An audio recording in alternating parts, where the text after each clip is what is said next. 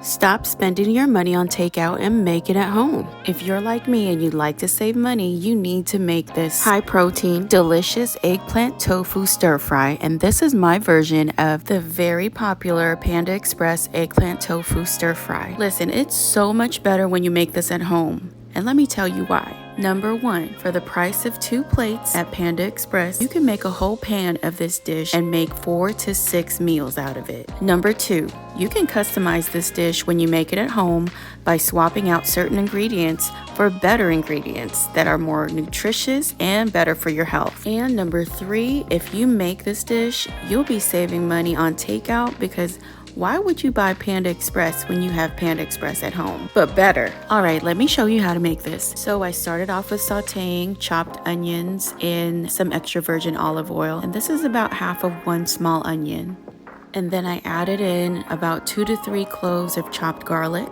And then I added in 1 chopped red bell pepper, and then about 1 teaspoon of grated fresh ginger, 1/4 cup of soy sauce. And this is when you'd add in your 1/4 cup of cornstarch or any type of thickening flour that will thicken up your sauce. I typically don't cook with cornstarch anymore. I always use tapioca flour instead, but I said cornstarch because I do realize that most people do use cornstarch, so use whatever you want. But for this particular time, I purposely left out my thickening flour, which is tapioca flour, because I'm adding in tofu that I had previously cooked earlier for a different meal, and I had already cooked the tofu with tapioca flour, so when I add in my pre-cooked tofu, it will gradually thicken my sauce as it simmers. But again, this dish does need 1/4 cup of thickening flour like cornstarch or tapioca flour cooked into the sauce to thicken it.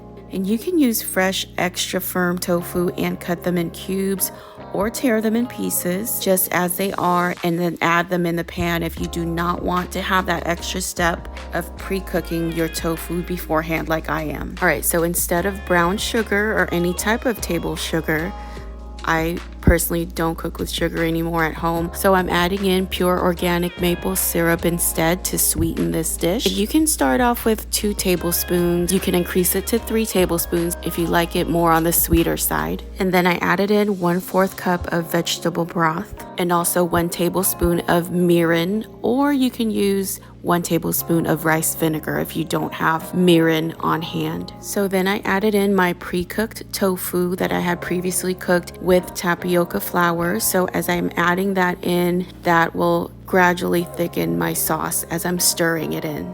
And then I added in my eggplant. I didn't have any Chinese eggplant, but typically you could use 2 Chinese eggplants. This was 1 medium-sized eggplant that I had cut into big wedge-like pieces. And you want to add in the eggplant last because they cook pretty quickly. And then I added in a couple of pinches of crushed red pepper for a little bit of spice. And at this point, this is pretty much just about done. All you have to do is cover the lid on your pan just for about 1 minute, just to allow the steam to cook the eggplant all the way through.